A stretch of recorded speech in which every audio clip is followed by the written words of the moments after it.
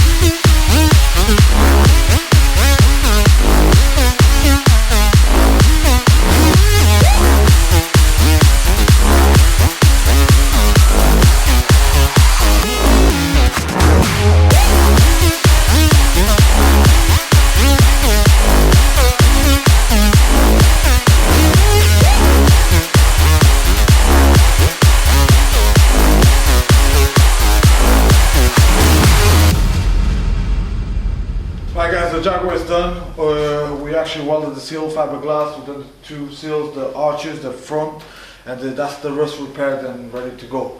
So that's pretty much guys. I hope you guys enjoy it. I'll see you in the next video. I can feel my body cold against the concrete, but I can't seem to get enough. My mind is fixed on what it wants. I just let you beat me. Looks can be deceiving. Let you get the best of me, in bed with my worst enemy. This is a no-go, I just can't take hold. This is a danger zone, back up and get me home. This is a